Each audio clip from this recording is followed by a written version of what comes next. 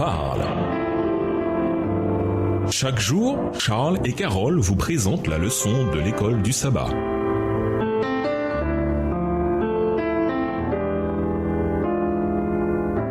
Bienvenue dans votre émission Dieu nous parle. Voilà la leçon de lundi, la pierre vivante.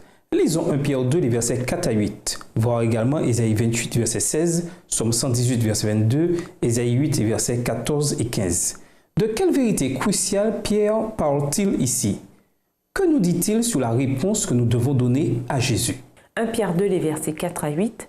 Approchez-vous de lui, pierre vivante, rejetée par les hommes, mais choisie et précieuse devant Dieu, et vous-même, comme des pierres vivantes, édifiez-vous pour former une maison spirituelle, un saint sacerdoce, afin d'offrir des victimes spirituelles agréables à Dieu par Jésus-Christ. Car il est dit dans l'Écriture, « Voici, je mets en Sion une pierre angulaire, choisie, précieuse, et celui qui croit en elle ne sera point confus. L'honneur est donc pour vous qui croyez, mais pour les incrédules, la pierre qu'ont rejetée ceux qui bâtissaient est devenue la principale de l'angle, et une pierre d'achoppement, et un rocher de scandale. Ils s'y heurtent pour n'avoir pas cru à la parole, et c'est à cela qu'ils sont destinés. » Ésaïe 28, verset 16. C'est pourquoi ainsi parle le Seigneur, l'Éternel. Voici, j'ai mis pour fondement en Sion une pierre éprouvée, une pierre angulaire de prix solidement posée. Celui qui la prendra pour appui n'aura point hâte de fuir. Psaume 118, le verset 22, la pierre qu'ont rejetée ceux qui bâtissaient est devenue la principale de l'angle. Ésaïe 8, versets 14 et 15. Écoutez donc la parole de l'Éternel, moqueur, vous qui dominez sur ce peuple de Jérusalem. Vous dites, nous avons fait une alliance avec la mort, nous avons fait un pacte avec le séjour des morts. Quand le fléau débordé passera, il ne nous atteindra pas, car nous avons la fausseté pour refuge et le mensonge pour abri. Après avoir dit à ses lecteurs de rechercher la nourriture spirituelle, Pierre attire immédiatement leur attention vers Jésus-Christ, la pierre vivante, référence probable au temple de Jérusalem. Dans 1 Pierre 2, les versets 4 à 8, il cite 3 passages de l'Ancien Testament qui mettent en lumière la signification des pierres angulaires, qui représentent le rôle de Jésus dans son Église. Pierre n'est pas le seul à associer ces versets à Jésus. Jésus lui-même emploie le psaume 118, le verset 22, pour conclure l'une de ses paraboles, Matthieu 21, verset 42.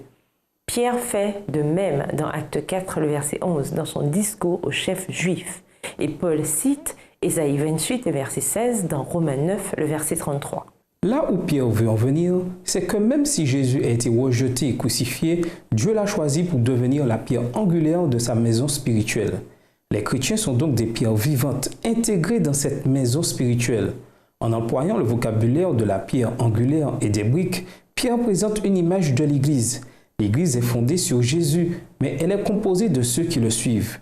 Remarquez que devenir chrétien signifie que l'on fait désormais partie d'une communauté chrétienne ou église locale. De la même manière qu'une brique doit faire partie d'une structure plus importante, les chrétiens ne sont pas appelés à être des disciples de Jésus en vivant coupés des autres. Un chrétien qui n'adore pas et qui n'œuvre pas avec d'autres chrétiens pour faire avancer le royaume de Dieu constitue une contradiction dans les termes. Les chrétiens sont baptisés en Christ et de ce fait, ils sont aussi baptisés dans son église. Pierre parle également de la fonction de l'Église. Elle doit former un sacerdoce royal, 1 Pierre 2, le verset 5, qui offre des sacrifices spirituels. Dans la Bible hébraïque, les prêtres sont les médiateurs entre Dieu et son peuple. Les paroles de Pierre, entre autres écrivains du Nouveau Testament, empruntent souvent au vocabulaire du temple et de la prêtrise pour présenter l'Église comme le temple vivant de Dieu et son peuple comme ses prêtres. Il évoque le système cultuel de l'Ancien Testament afin de révéler des vérités sur la manière dont les chrétiens doivent vivre et agir aujourd'hui. Relisez 1 Pierre 2, verset 5. Que signifie l'expression « offrir des sacrifices spirituels » ?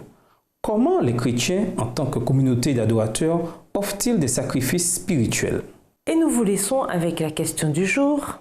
Que peut faire l'Église pour continuer de révéler Dieu à l'humanité? Au revoir. Et à demain si je veux. Dieu nous parle. Chaque jour, Charles et Carole vous présentent la leçon de l'école du sabbat.